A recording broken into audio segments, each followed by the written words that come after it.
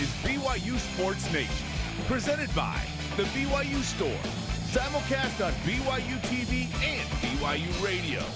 Now live from Studio B, your hosts, Spencer Linton and Dave McCann. BYU Sports Nation is live once again. Your day-to-day play-by-play in Studio B, presented by the BYU Store, official outfitter of BYU fans everywhere. Wednesday, July 6th, wherever and however you've chosen to connect. Always great to have you with us. I am Spencer Linton, teamed up alongside a man who enjoys a loose partnership with reality. His name is Dave McCann. Thank you. It's great to be here. It's great to be here. That seems to be the theme. Everyone keep it loose. You know, this alliance that was going to save the ACC and the Pac-12 with scheduling, apparently that was pretty loose. Loose partnerships. Didn't have. Now there's the pitch of another kind of a loose partnership that the ACC and the Pac-12 champion might play each other, say, in Vegas, so that they can generate more money to keep their partners happy and together, but they call it loose. That's a loose agreement. Never trust a loose agreement, because look at what we've seen with the ironclad agreements, like Texas and Oklahoma. We're leaving. We'd like you to let us out of our $100 million buyout. We're just going. Everything's a loose partnership. Yeah. UCLA, USC, after all these years in the Pac-10, Pac-8 or whatever, and now the Pac-12, which is going back to the Pac. That apparently that was a loose agreement because they found a better one over here, and now they're gone. So loose. You just keep it loose. Can't get locked down if you keep it loose. Yeah, and with that, we offer you a solid show lineup, Dave. No loose partnerships today in Studio B. Ship. Yeah, no laid-back summer shows. July is jumping with college football and conference realignment. Yes, another day, another show of, well, what's happening now? How the Pac-12 is vehemently doubling down on not going away. Are they going to survive? What does that mean for BYU and the Big 12 if that conference can't lure away some more potential additions? ESPN's Trevor Matich will join us to discuss all of that and how BYU and the Big 12 take the spot of third most powerful conference behind the SEC and Big 10. Does he feel like the Pac-12 is going to survive all of this? Wait until you hear that conversation. But first, bring on today's BYU Sports Nation headlines. Latest news with conference realignment. The Big 12 is having, quote, serious talks again with Arizona, Arizona State, Utah, Colorado, Washington, and Oregon. This is per The Athletic. The Athletic article said sources expressed optimism that new Big 12 Commissioner Brett Yormark, hired last week, can pull it off. Listen, serious talks with loose partnerships on the mind. Swipe left, swipe right. What are all the recruits thinking as these leagues jockey for position? And if you were going to go to this team because you wanted to play in the Rose Bowl and do all that stuff, and now you're like, I don't even know if that league's going to exist. What are you doing? Madness. It's madness. Okay, but we do have a little bit of solidarity from the West Coast Conference. Final season for BYU and the WCC. And they have announced the 2022-2023 men's basketball matchups for the 10 conference teams. Of note, BYU will not play 2 games against San Diego and Portland. They will skip playing San Diego in Provo, so they'll make the road trip out to Jenny Craig Pavilion. That's it. And unfortunately for BYU fans in the Pacific Northwest, BYU will not make the trip to Portland and host the Pilots in Provo. So, that said, now the 8 remaining teams you have a home and road with. This will be the first time the Cougars have traveled to San Diego since 2020. So that's been kind of a popular team for BYU to only play 1 game against since the league moved to that fashion of scheduling. And they didn't go to Portland last year either. either. It's been Portland and San Diego. Fortunately, they went over there to play Oregon, so the vast number of BYU fans were able to see the team. Yeah. It's going to take some. BYU may never play there again. It's weird to think about that. Yeah. So, sorry about that, but we'll see if we can. That's why BYU needs to add Oregon and Washington in the Big 12, right? Then they'll be regulars. Let's go. All right. Reason for hope. Assistant coach Cody Feger took part in the Hoop Symposium, participated in Top Connect Basketball Symposium. That was on June 27th. That connects the best assistant basketball coaches with athletic directors for networking and leadership development opportunities and probably future jobs. Hey, I like to see Cody have those opportunities. He has been stalwart in everything he's done for BYU. But he's still at BYU and doing fine. Yes. Please don't leave us, Cody. It just doesn't hurt to network. As long as those agreements are loose. Yeah. More loose partnerships. How about some swimming news from the Bolivarian Games? Tony Puertas, BYU, places 6th in the 200-meter butterfly. Josue Dominguez won the bronze in the 4x100-meter mixed relay. Congratulations to both. All rise and shout. It's time for What's Trending. You're talking about it, and so are we. It's What's Trending on BYU Sports Nation. What's Trending, presented by Bodyguards, protection for a life worth living. Learn more at bodyguards.com. Dave, not surprisingly, we have seen more and more and more reports come out about how different teams are positioning and jockeying to join a conference or stay pat and tether down to the Pac-12, specifically Utah, Arizona State. We even saw some stuff from Colorado come out and say, hey, we're in this with the Pac-12. We're pursuing an ESPN, Fox Sports media rights deal, and we'll discuss that over the next 30 days. And yesterday we're thinking, well, no, they're in serious talks with at least 4 teams in the Pac-12 to join the Big 12. So at this point, we're wondering, okay, what happens? Like, does the Pac-12 survive? Does the Big 12 need to make the Pac-12 go away? And is adding 4 to 6 Pac-12 teams to the Big 12 the right move for that conference? Let's start with that question. You know, we're in this strange time of free flow of information, whether it's accurate or not, whether it's credible or not. It's not terribly different from the start of the COVID pandemic and throughout it, when there were great opinions on both sides, and they constantly flooded social media with opinion based on somebody saying something that sounded credible. And so then you're like, well, now I'm on this side. Well, now I'm on this side. This is the same kind of thing, only it has to do with sports, not a pandemic. But you just don't know who to believe. You just don't know. Is that tweet right? Is that post right? Could this possibly be? On 1 minute, the Pac-12 is on fire and going away. The other one is the next minute, they're like, we're going to make a bold agreement type thing with the ACC, and we're going to hold everybody together. Nobody's talking to anybody, and then you see a text, everybody's talking to other people. So that's the atmosphere for our discussion. And, you know, we kind of thought we'd see something yesterday because we're in the mode of, if it's going to happen, it has to happen fast. When in reality, it doesn't, because none of this is happening until 24, 25. But talking and the hype and the fear of being left behind, which we'll talk with Trevor about coming up, I think you got to move.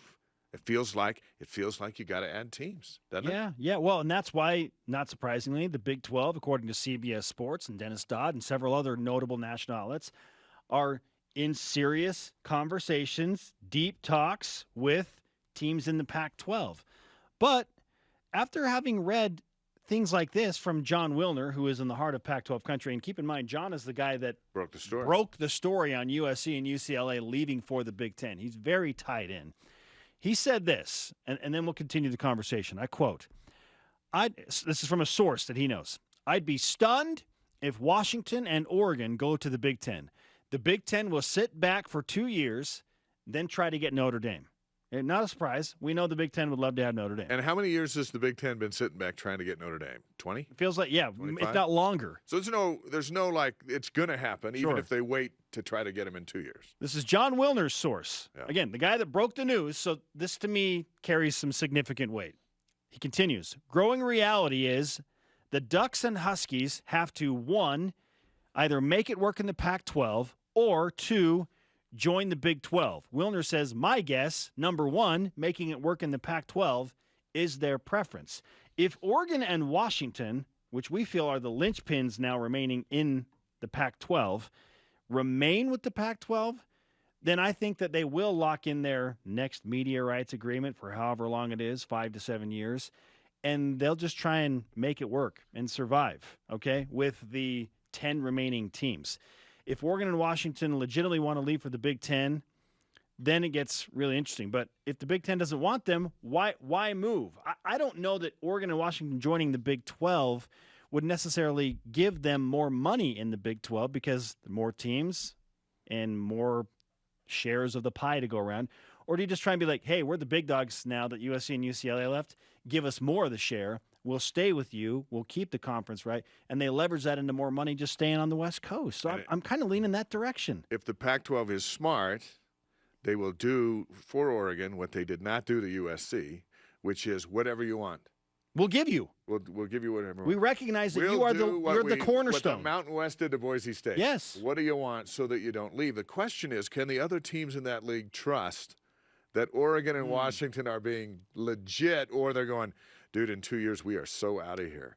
So is the window for, say, some of the lesser ones like Utah, Arizona State, Arizona, and Colorado, which are the four that have been mentioned, is the window now for them to go, we need to solidify our future so that we know where we're going to be? We don't want to be in a conference where Oregon is getting more of the share. We trusted USC. Why should we trust you? Yeah, we want to leave. We feel like this is a better financial and more solid place if we, as a middling Pac-12 team, move to the Big 12.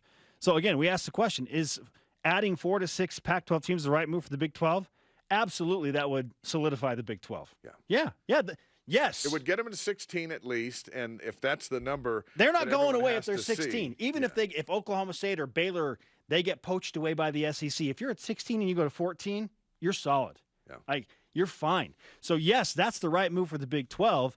The challenge now is, how do you convince the Pac-12 teams that may be considering leaving that you can come to the Big 12 and get more money and be solidified? You don't have to stay there. And at least you can go to bed at night knowing that you're going to wake up in the same league the next morning. Yeah. Hey, the Big 12 can promise a good night's sleep. The other thing that's out there is the notion that should the Big 12 kill the Pac-12?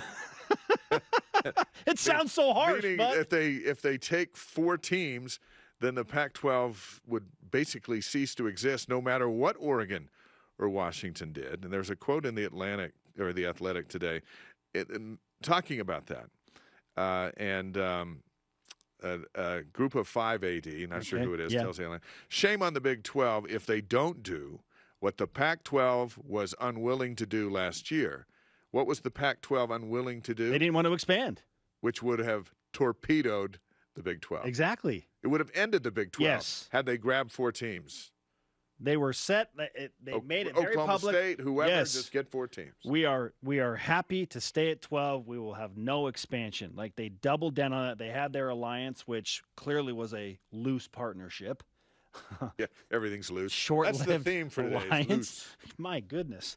But, yeah, this is a great point. The Big 12 was so proactive last year when they lost Texas and Oklahoma, and you got to credit Bob Bowlesby for going, look, we don't want this thing to go away. We want to preserve BYU football. was invited in a week. Yes, in the Southwest, in Texas, we want this conference to remain and become more powerful, which is why, it's silly to think that they wouldn't want to solidify it even further and just add more Power 5 teams. I know people are like, well, adding Utah and Colorado and Arizona and Arizona State's not going to help that much financially. It's not going to be – I don't think they're worried about the finances right now. They're worried about just having a conference that is clearly going to be the third best and third strongest, so that if some poaching does happen, they're still there. It's not like, hey, you take 2 teams, now your conference might go away altogether. That's the scenario that the Pac-12 is in. The Big 12 wants to add more teams so they don't have to deal with that ever again. They've been through it. They know how horrible that is. Like, stop dragging us into this. We're done. We're done with that. It'll be interesting, though, for BYU if 6 Pac-12 teams came over and the Pac-12 went away, for scheduling for BYU in the long term. In the short term, it's I think there's kind of the feel of, I'm going to stiff arm you over here. This is our moment to go into P5 status in the Big 12. But long term, you'd rather play those teams than West Virginia and Cincinnati and some of those, if given the choice, because of the region that we're in. It's easier for BYU fans to get to games in California or Oregon or Washington than West Virginia. That's not to saying they won't be there when the Cougars take the field, but what do you think about that? I think long term it's to BYU's advantage to have those Pac-12 teams come in, but in the short term, when everyone's ego's kind of up and bent out of shape, that people don't want to talk about that. Yeah. No, I'm with you. I like the West Coast partnerships. I love the idea of BYU and Utah specifically being in the same conference and playing meaningful November games with conference implications on the line. I love the idea of that, and I like the idea of BYU being able to go to the West Coast where there's a huge alumni base and the Cougars are well supported out there. That said, keep in mind the Big 12 was ready to negotiate their grant of media rights and television contract just with the 12 teams that they have right now. They felt confident that they can go and get the money that they need with the 12 that they have right now. So adding 4 more, again, I don't feel like the finances like, well, how much more could we get if we add Utah and Colorado and Arizona and Arizona State? Yeah, it's there. This is more about survival. Yeah. Like, add more teams to feel more confident about survival first and foremost. So that's why I think absolutely adding teams is the right move for the Big 12, just so they don't have to go through it again. Yeah, which we probably will. It's exciting for us and for the Twitter world, but, man.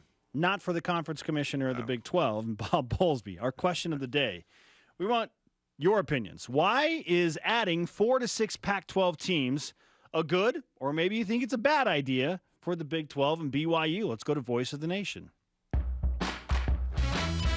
This is the Voice of the Nation on BYU Sports Nation. At MattMoon00 on Twitter answers, adding the top Pac whatever schools would be awesome for the Big 12. It would be a dynamic like the old Mountain West Conference, touching on some of those partnerships, Dave. Right. But with Power 5 football. For BYU's sake, I hope Utah is left out. Recruiting, he cites. But it would be awesome to play Utah in November each year again. Yes, meaningful November games in the same conference against Utah. This makes it more fun. It makes it more enjoyable. I know you might hate the stress of it, but it makes it better for everybody. And it's still sports. We do this stuff for entertainment. Yes. To enhance our life. Let them play. Get them in. If they don't, you know what? As we've said before, keep them playing anyway. It's a great game. Coming up, can the 10th best receiving duo in the country account for 10 touchdowns or more this fall? Okay, and ESPN's Trevor Matich, as promised, joins us for a lengthy conversation about conference realignment, why he thinks the Big Ten and SEC may have some more major moves in play, and that will affect everybody in the rest of college football. This is BYU Sports Nation. This portion of BYU Sports Nation is presented by Bodyguards, protection for a life worth living.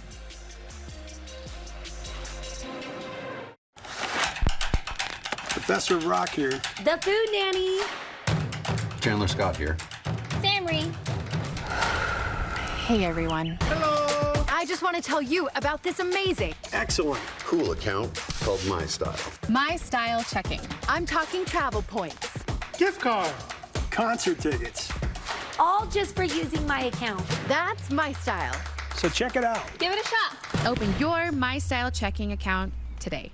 And BYU made such a difference in our lives, I think really helped mold us as to who we are.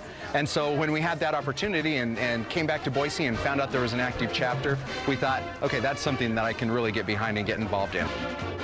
We want to promote the BYU experience all over the region. We want people who leave BYU to still stay connected.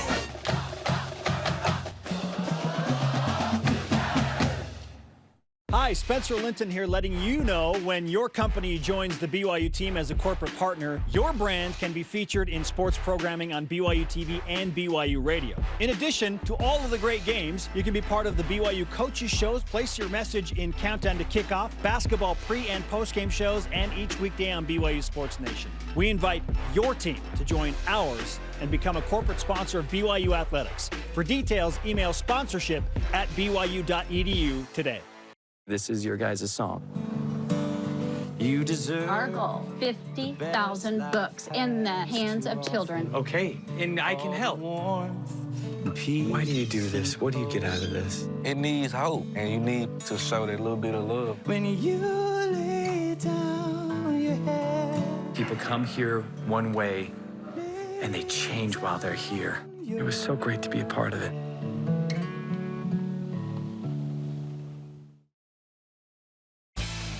BYU Sports Nation is presented by the BYU Store, official outfitter of BYU fans everywhere. Join us Friday for a BYUSN special as we look back at one of the greatest seasons in BYU football, the Reviewables 1983. You'll find Trevor Matich in there. Watch and listen Friday at high noon Eastern on BYU TV and BYU Radio. I'm willing to die on a hill. I think that was the greatest BYU football team ever compiled, Dave, 1983. I know they didn't win the national championship. Pretty good. That was pretty special team. 79's coming right at you, and then 84 is like, hey, we didn't lose to anybody. 96 is chiming in somewhere, right? Absolutely. There are always other voices, and we love it. Alongside Dave McCann, I am Spencer Linton. Great to have you with us on BYU Sports Nation. Speaking of 1983 BYU football, the starting center of every game in that season, ESPN College Football insider and 5 out of 5 stars BYUSN contributor Trevor Matich joins us to hang out in the summer. Hope your summer season's going well, Trevor. Welcome back to the program. Thank you, Spencer. Thanks, Dave. Yeah, I started every game that year, splitting time with Robert and I. He played the second and fourth quarter of every game, and of course now he went on to be an offensive coordinator here, and then at Virginia, now at Syracuse, and so Robert and I has turned into a brilliant football mind, and so he was there sharing that position with me. Have we asked Trevor the question of who's better, 83 or 84, since you played on both teams? Well, we can go there again right now, Trevor, if you'd like to make a statement and take a stance on that. That's a tough one. It's a really tough one. But I think 84 was probably the best team overall. Well, you can point to positions. So, yeah, you can point to positions where 83 was better. But I think overall as a team, the way that the 84 team came together as a unit with that win over Pitt to open the season, with the Kyle Morrell miraculous stop on the goal line at Hawaii, and all the things that drove us together, I think a team as a whole, you'd have to give the edge to 84. Did that win you over, or are you just going to hold steady at 84? It's hard to argue with Trevor Matich. It always is. So now I'm waffling. Thanks, Trevor. I'm waffling on my hill. Speaking of waffling, college football in general and the Power Five as we know it is floating out there in the wind somewhere. What's next for college football, in your opinion? And, again, this idea that we've grown accustomed to of a Power Five. Well, what's next is unknown. Although I think we can throw away the concept of incremental change at this point, because the SEC absorbing Oklahoma and Texas was huge. But this move of USC and UCLA to the Big Ten has the potential to be that complete destruction of the paradigm that we know and the rebuilding of a new paradigm. And this is what people need to watch for to see if that actually occurs. They need to watch for whether or not an expanded Big Ten and SEC hold their own playoff. In other words, have an NFC and AFC style 2 or 3 round playoff to determine the conference championships, then have their version of the Super Bowl, call it the national championship, which it most years would probably be, and then exclude everybody else from that. Only those 2 conferences are involved.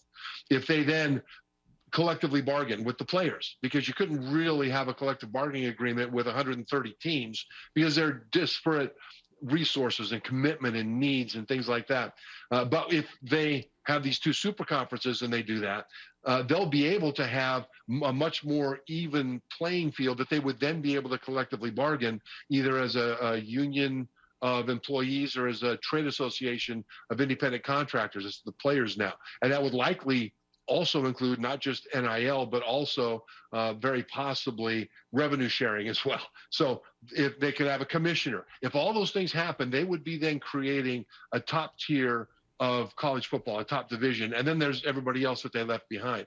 If that happens, then because of access to the national championship and all the rest of it, there will be a massive disruption that goes way beyond just conference realignment. However, if they decide to not go that route, if they decide to be the top 2 super conferences, but then still have a 12-team playoff, still include everybody in the FBS and all that, then the biggest change for most fans will be a different conference logo on some jerseys and a shakeup of scheduling. So the thing to watch for is, do those 2 conferences make their own national championship playoff that excludes everybody else? And they might do it, but we don't know yet.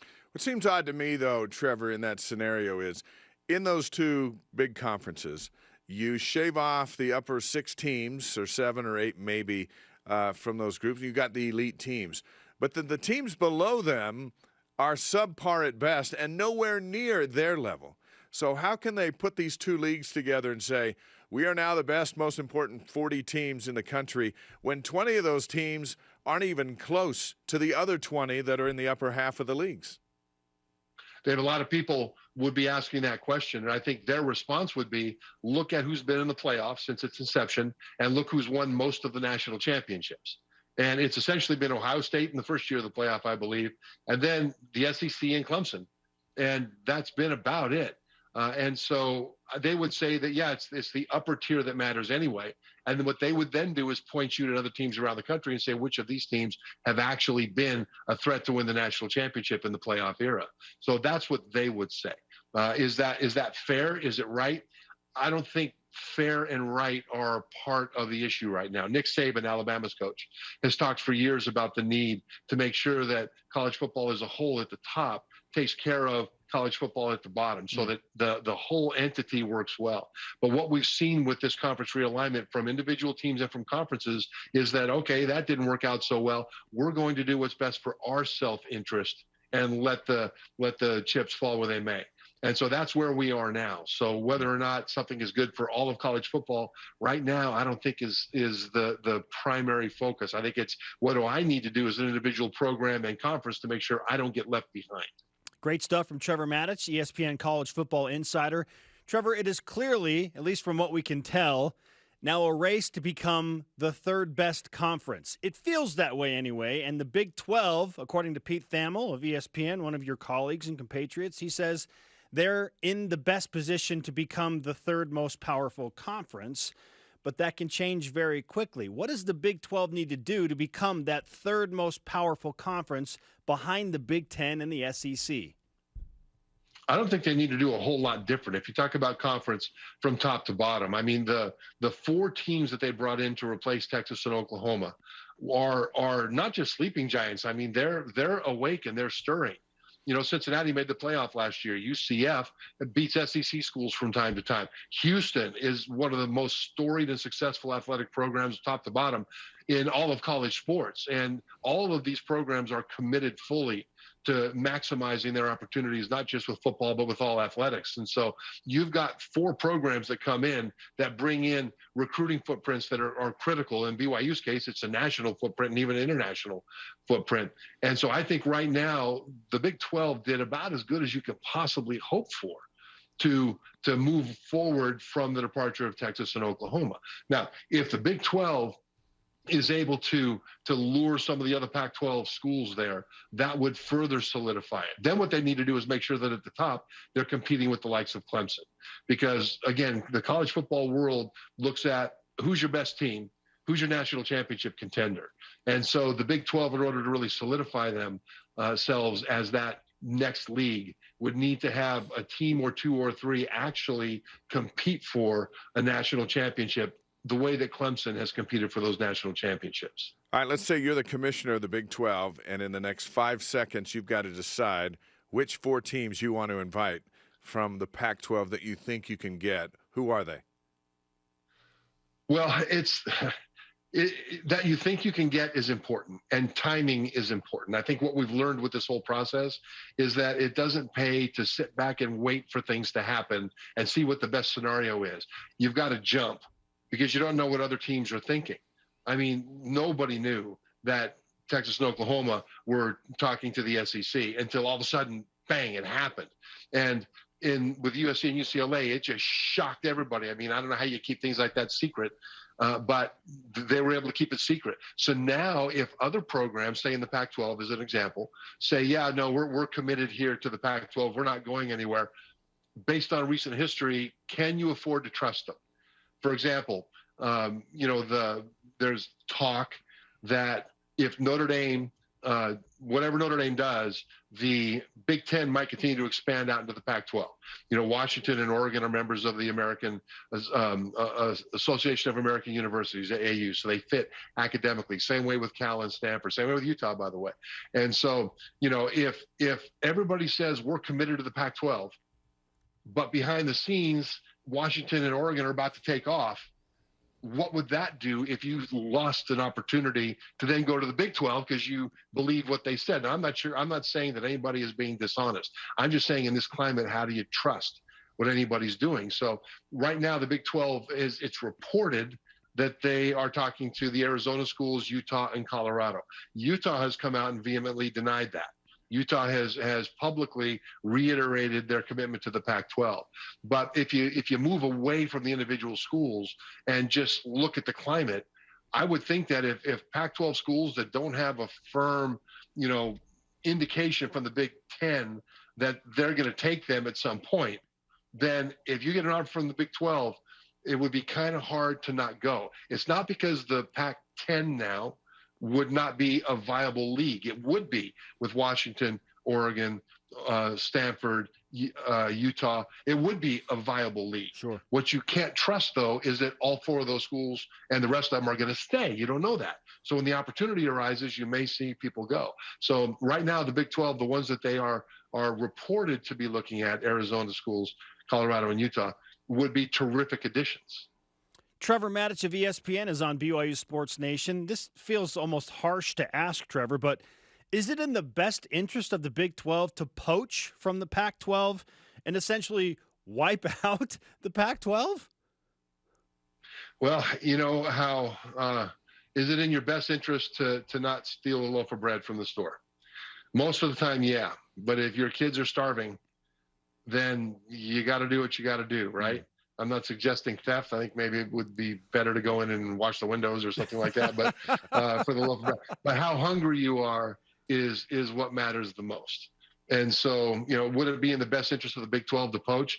My thought is absolutely. The Big 12 was the least stable conference, teetering on the edge of oblivion for the last several years. All of a sudden, we're crazy. But now with the addition of the 4 new teams and with the possibility of bringing in some of the Pac-12 schools, it looks quite stable. And if I'm the Big 12, I would be very tempted to do everything I can to further that stability, regardless of who gets mad at me. Because right now, the SEC and the Big Ten have both set the stage. They've set the paradigm. We're in the age of poaching. So it almost seems like if you don't at least try, you're not doing your job well enough. I think one thing we're seeing is this aura of that there's just so much money for all of these conferences that no matter what they do, like $1 billion in the Big Ten and $1 billion in the SEC and a bunch of money all over the place. Where's all this coming from? And outside of your contract with ESPN, how does ESPN afford all this? And are they just going to raise the subscription rate so we're actually the ones who are financing the operation for all these schools? Well, broadcasting is in transition as well. And one thing that we haven't seen yet is what it might look like if multiple streaming companies come in and start to compete. When Amazon's already kind of dipped their foot in the water by getting the NFL Thursday night package. But when you look at the streaming package, you look at Amazon Prime and Disney Plus, Netflix, Peacock, Discovery Plus, all these different things. What they offer is fantastic original content and fantastic older content that you can binge watch it all. Live sports is the one thing that you can't binge watch. You have to be there. And if one of these streaming platforms can be the platform of live college football because they outbid everybody else, it gives them, I believe, a huge advantage in the market. We haven't seen what will happen if that kind of bidding war starts to happen. Now, ESPN connected with Disney Plus, and so I'm not sure exactly how that would work out either. I would say that's a pretty big advantage. But at the same time, that's one of the reasons that I don't believe that you're going to have too much trouble with the schools that are not in the Big Ten and the SEC. If you compare those schools and their income and the rest of it to the 2 super conferences, well, they're going to be wanting. But because this expansion doesn't change the number of games available really for the inventory for broadcasters. There's still a number of broadcast windows. They're still filled up with a number of games, and that's what it is. ESPN on Tuesday and Wednesday nights in October and November run MAC games, and they get great ratings because people love it. So the question is, who else is going to jump in and start to bid for these things? Because the rights are going up like crazy, but the reason the rights are going up is because the value is going up. Trevor, in your very educated college football mind, full of logic and full of experience in realignment, do you feel like, based on what the Pac-12 is saying, trying to negotiate a new TV rights deal in the next 30 days with ESPN and Fox, and with these schools, Utah, Arizona State, specifically saying, hey, we're tethered together with the Pac-12, are you buying that the Pac-12 will still exist in 3 years from now, or do you think we are witnessing the demise of one of the all-time great conference of champions? Right now, the way it looks, I think the Pac-12 will survive, but I think competitively on the field, they will have to overcome the loss of the LA market. The recruiting story over the last several years out west has always been how many top California recruits are leaving the state. So the Heisman Trophy winner last year, Bryce Young of Alabama, quarterback, is a California guy. C.J. Stroud, the quarterback for Ohio State, who's going to be a Heisman candidate this year. California guy, DJ Uiagalelei, quarterback out of California, one of the top recruits when he came out, is at Clemson right now. Kayvon Thibodeau, the top recruit in the nation coming out as a defensive lineman, left California and went to Oregon. Well, now that USC and UCLA are part of the Big Ten, now that there's going to be so much excitement there and so much money, California recruits have even more reason to now stay home. And if they do, USC especially, but also UCLA are going to rise to become national powers. Well, if they do stay home, those guys that would have gone to Oregon, to Washington, to Utah and BYU, to other places, more of them will stay home. And that will affect the rest of the Pac-12 in terms of their ability to compete on a national level. Heavy stuff, great stuff from ESPN's Trevor Matich. Always great to catch up with you, and we should have mentioned this off the top. The beard still looks great. It's hanging on to it. Yeah. We think that's a good decision for you in your life. More of a Tom Selleck mustache, though. It's kind of overshadowing the rest of the beard. So you say I should keep it for the season because this. No, we're not saying that. She's the owner operator of the beard. We are not saying that. We're just saying that today, I think it looks good. And you're right. Your wife's opinion matters most. That is what matters most. Just go with her on that one. She likes it. Well, it covers half my face. I think that's half the battle right there. Trevor, thanks so much. We'll talk to you again soon. Great to see you. Thanks, guys. Trevor Matich of ESPN on BYU Sports Nation. He's a gem. It is so great to have him part of our kind of cadre of analysts. And he's at the top of the list, right? Yeah, and he's the best. He was right there with the national championship. He's in the NFL and now a voice of college football around the country, and he's BYU's. Well, and I appreciate so much that he just calls it how he sees it. Yeah. As much as he loves BYU, he's willing to say the hard things, and we appreciate that. We've been through some hard things. Yes. Through independence, and now things are getting good. Let's hope it continues to get better. It might just be a little different. Oh. Coming up, speaking of different, do you like the idea of 6 Pac-12 teams coming over to join the Big 12 with BYU, or do you kind of want BYU by itself and you guys stay over there in the corner? An 18-team conference is a lot to digest. Plus, is 11th best in the nation good enough? We'll explain. This is BYU Sports Nation.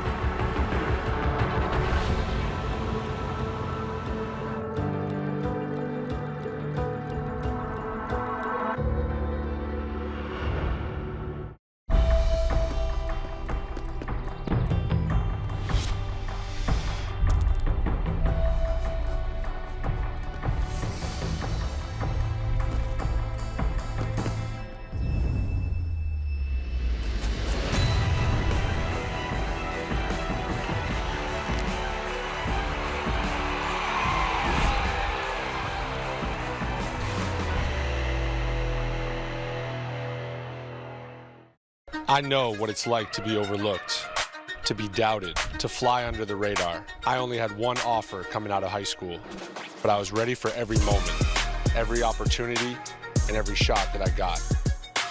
Now I'm playing professional basketball, aiming to be one of the best shooters on the planet. And I'm just getting started. Be ready for your moment with Rapid Reboot, the future of rapid recovery.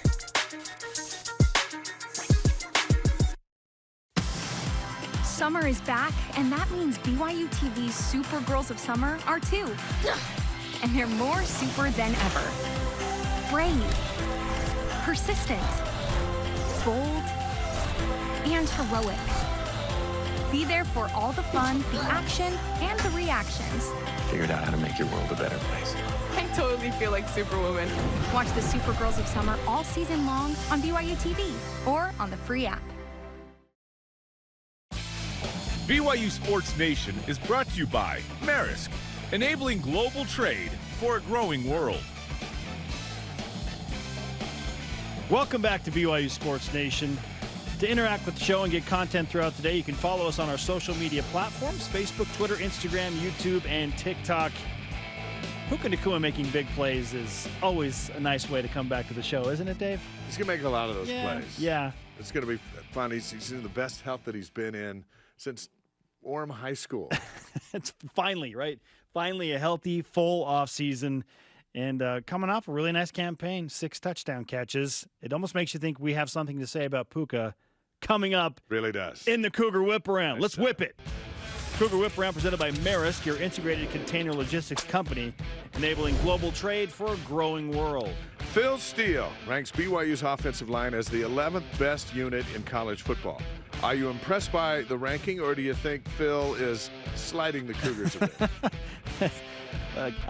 At one point, I think they were a top 10, but maybe a class has climbed up in there and he had to make a minor adjustment. 11 is great. We're talking about 130 Division I college football teams, if not more. Maybe 1 or 2 more have joined. But the point is, BYU is in the very top tier of offensive lines. 11 is great. You want to say they're 6, they're 4, they're 10, they're 11, whatever. It's an elite company, and I'm totally okay with this. Christopher Brooks has to look at that and go, yeah, I'm good with that. Jaron Hall, yeah, I'm good with that. All the receiving core, I'm good with that. I guess we'll settle for 11th best. Holy cow. Looking forward to seeing them at South Florida as they start to road grade into that season. There's a lot of expectation for that line. And a lot of expectation going back to Tampa after not a great trip in Jaron's first start in 2019. No, it wasn't. All right, NCAA Football Nation has Puka Nacua and Gunnar Romney 10th in college football as a duo, accounting for 9 touchdowns last year. Will the 10th best wide receiver duo, according to NCAA Football Nation, account for more than 10 touchdowns this season and outdo what they did last year? I think Puka's going to get more than 10 by himself. Okay, that answers the question. And Romney as well. Remember, Romney's been saddled with injury. Yes, the key to this is Gunner's health. If Gunner is healthy, they will smash what they did last year. And I love what they did during the spring, and what they're doing right now in their workouts is they're working on the deep ball, which was literally hit and miss last season. But as Puka made known to us constantly through the spring, is he didn't have a spring last year, and that's where you get the rhythm reps. I'd never even heard of that before, but the rhythm reps are Jaron knows how fast Puka is, Puka knows how far Jaron can throw, and the two shall meet down the field. So you work on that, and Gunner the same thing. Now all of a sudden, the deep ball is part of the offense instead of every blue moon we're going to throw one. Sure. And then I think that opens up everything. But those two guys healthy with Hall, and talking about that line a moment ago, yeah, they should get more than 10 touchdowns. Yeah, I think honestly, I think 15 is fair between the two of them. 15 touchdown catches between those two talented, experienced receivers, with Jaron Hall taking the step. Yeah, absolutely. And if one of those guys is going to be this best receiver in the country type thing that we were talking about a couple of weeks ago, well, they're going to have that many touchdowns. You're going to have to go double digits. So it can't be yes 2 weeks ago, and no, I don't think they're going to do it this week. Yeah. I think they've got to have big seasons. The WCC Hoops travel schedule is out. BYU won't go to Portland or San Diego, and San Diego won't come to Provo. Which is the greater loss for BYU fans? We've already mentioned it. No question. It's BYU's lack of a trip to the Pacific Northwest in January or February, because the Chiles Center is typically sold out for the BYU at Portland game, and it's like 80% BYU fans. So this is a loss for BYU fans, not being able to watch the Cougars come and play at the University of Portland at the Chiles Center. We've both been there to see it personally. It is something. And I remember the first time we were there, BYU TV did the game, and then afterwards they allowed the fans to stay, and they brought out a microphone, and the coach talked to the fans, and the Portland people were so ticked off. Understandably. That BYU let them just take over the place. But the pilots are like, look at them all. What are we going to do? So in they came. And they're supporting the Portland program in a way by buying bought a lot tickets. of hot dogs and Sprite that night. Yes, they did. All right, Dave, you got to buy stock into one of the following. So which are you going to put your money into? Twitter realignment rumors, loose agreements between conferences, or the first summer league game of an NBA career? Where's your stock going? Well, there's a lot of rumors and there's a lot of loose agreements, but I think Chet's debut in the summer league last night, Holmgren. Chet Holmgren. I think he's tall, he can shoot threes, he can play defense. He's as skinny as skinny. He's the Slim Reaper. He is the Slim Reaper. I think he's going to have a good NBA career. Yeah. I'm with you. Again, we are specifically referencing the numbers and the stat line that Chet Holmgren put up last night against the Utah Jazz of all summer league teams. Look, there's going to be more realignment rumors. There's going to be more loose agreements. You can't put your stock in that. Chet's going to be pretty good every time he takes the floor. He's number 2 overall pick. My stock's going there. I'm with you. I'm glad he's gone. BYU doesn't need to deal with him. Now Gonzaga just has 4 other 5-star guys to bring in. Yeah, but they don't have that guy. It's true. He's special. Okay. He is special. Coming up, a rise and shout out to a region of loyal BYU fans. And your responses to our question of the day. Is it a good move for the Big 12 to add 4 to 6 teams? Help BYU out? This is BYU Sports Nation. Tim Daly Ford in Spanish Fork sells Ford vehicles including the F-150, the pickup designed for work and play. Tim Daly Ford maintains a large inventory, providing more choices for selecting an F-150 with the power and engineering to carry and tow heavy loads. The F-150's design offers comfort, safety, and a range of options to choose from. Think Ford. Think Tim Daly Ford in Spanish Fork. BYU Food to Go's convenient location at 2191 North Canyon Road in Provo makes bringing popular BYU foods to your next event easy. Everything's ready when you need it at the drive and load pickup. You drive in and they load no matter the weather. And stop in the on-site creamery for great BYU chocolate milk and ice cream. BYU Food to Go, bringing campus to your table. Call for details, 801-422-5001.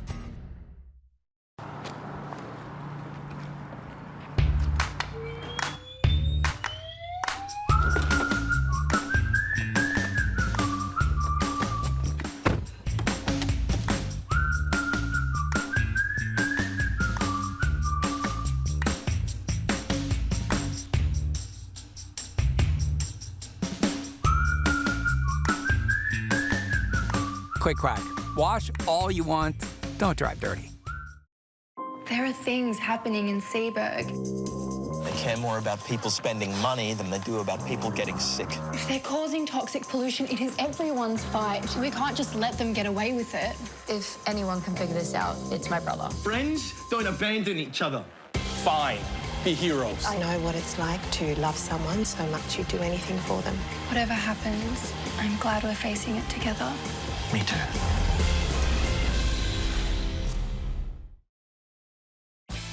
BYU Sports Nation is presented by the BYU Store, official outfitter of BYU fans everywhere.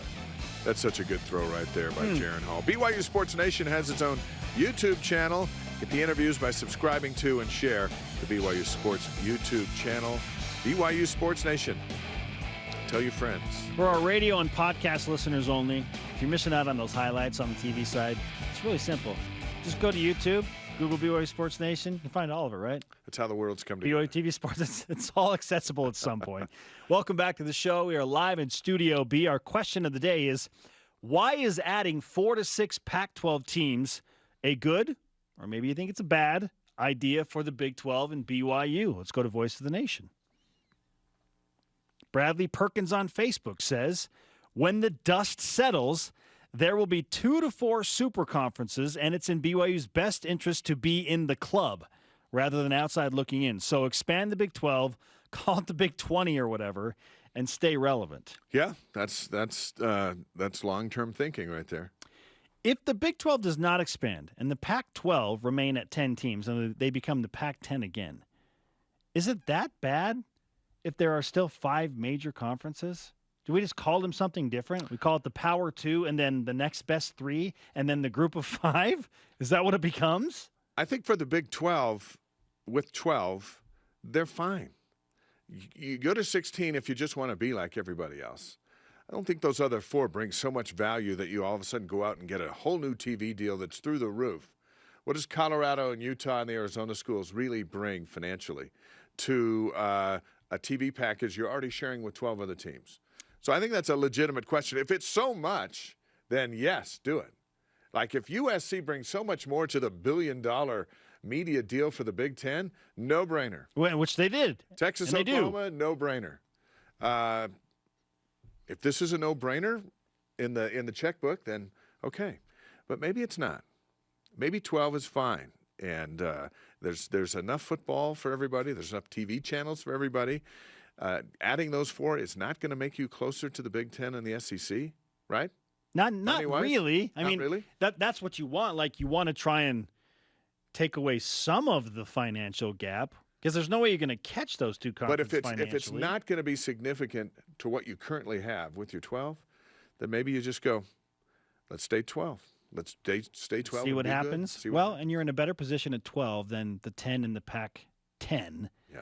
If they lose some more, then again they're back in big trouble area. A lot of panic, and one thing that calms panic down is a little break. Yeah. Some deep breaths and go, wait a second. Let's get through the emotion of getting rated.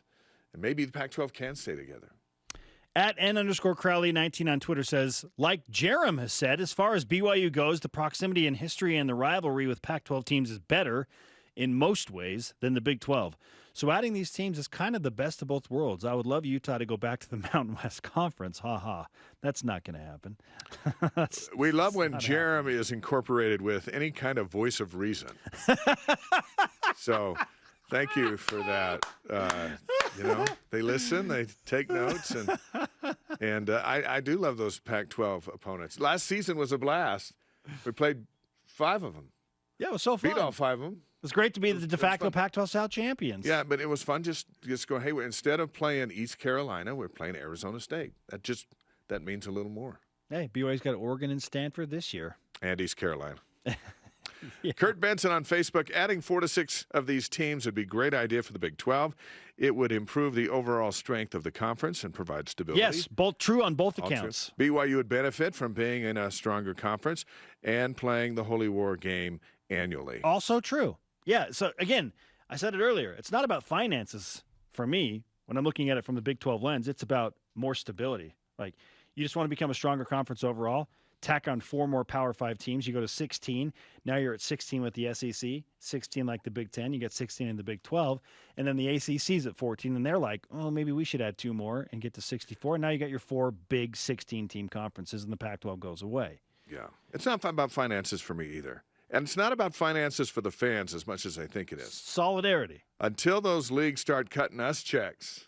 Hey, you've been a fan for how many years? We're sending you a check as part of our new TV deal. Then it's like, oh, yeah, hold out for as much as you can possibly get, because we get it. Instead, they raise our prices all the time, and then they get more money from TV. And I'm like, well, where does it all go? How's it all about that? Really, I just want the blue team to beat the red team this weekend so I can talk smack at church. That's how simple this thing is. And the truth shall set you free. It is so simple. We complicate it so much, but it's fun to do. Coming up, the Elite Voice. Yes, and a rise and shout out to some of those deserving BYU fans that we hope at some point maybe get a cut of the check. It's not going to happen, but it's nice to think about. Hang in there. This is BYU Sports Nation.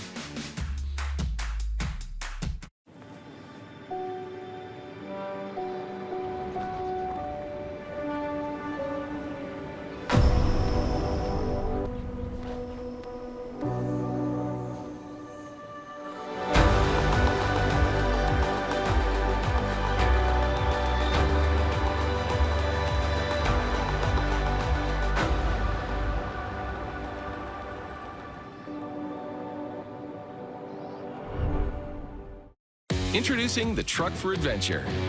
The all-new 2022 Nissan Frontier doesn't compromise on power or comfort. This midsize truck was redesigned to incorporate the latest technology and designs for safety, comfort, and convenience. Plus, with up to 6,700 pounds of towing capacity and best-in-class horsepower, it's rugged enough for adventure and still safe enough to transport all your favorite people. Where's your new Frontier? You'll find it at Tim Daly Nissan Southtown and South Jordan. Gather the family for a midweek pick-me-up with an all-new lineup Wednesdays on BYU TV. Is that cool? Is that okay? You want inspiring? Yeah, we got that. Fun? Definitely. And surprising? Well, you'll just have to find out. Enjoy a marathon of good works to lift and inspire you for the rest of your week. See it all Wednesdays on BYU TV or anytime on the free app. Hey, Heartland fans! Join us for 14 seasons, commercial-free on the free BYU TV app. Since the accident that took her mother's life, a part of her lives on through Amy and the gifts they share. Grow together with their family as they work through all their hopes and their heartaches. Be there for every moment, every struggle, every triumph. BYU TV has the only free app where you can watch Heartland without commercials. Download it today. This portion of BYU Sports Nation is presented by Mountain America, the official credit union of BYU Athletics. Look at that excitement in that picture. What a night. BYU Sports Nation's on demand. Download the BYU TV and BYU Radio apps or download the podcast on your favorite podcast platform, and please subscribe, rate, and review the show. Our question of the day, we continue with why is adding 4 to 6 Pac-12 teams a good or bad idea for the Big 12 and BYU? Our elite voice of the day, presented by Sundance Mountain Resort, comes from Alan Anderson, courtesy of Facebook. He says, I think it would be great because it would make the conference stronger and more stable. Again, true on both accounts. Oregon, Washington, and Utah have better football programs than USC, UCLA, and even Texas. Ooh. That's not true. I'm sorry. That Washington's nowhere near. And granted, Texas can't win the Big 12, but their brand, USC's brand, UCLA's brand, that's why these moves were made. It's not because of what USC's done the last 3 years. And as a result, it's you know, it doesn't matter what Utah's done the last 3 years. Okay. So some debate there about the better football But programs. I get your point. Continues. Arizona would make the Big 12 the clear-cut best basketball conference in the country. It already is. It already is, but if you add Arizona, and now you've got Arizona, Kansas on Big Monday. Absolutely. Or Arizona, Baylor. That's true, but the Big 12 already is, and so that would just be adding one more to another elite program to an already ridiculously tough conference. He says it also brings back the rivalry with Utah back in the same conference, which is good for college football. On another note, isn't it fun watching the Pac-12 squirm? See, there's a lot of BYU fans that have taken a lot over the years that are just like, you know, I'd love to be in the same conference and all this stuff, but right now I just want to put a bit of vice, ruin their day just a little bit. Today's Rise and Shout Out presented by Mountain America, the official credit union of BYU Athletics. We're giving it to the BYU fans in the Pacific Northwest. They've earned it. No hoops at Portland this season. You get a ticket to Gonzaga. Good luck. But there is BYU football at Oregon at least, right? Yeah, we'll see them there. All right, thanks to today's guest, Trevor Matich. Conversation continues 24/7 on Twitter, Instagram, and Facebook. Use the hashtag BYUSN. For Dave, I'm Spencer. Shout out to Mike Empey. See you tomorrow.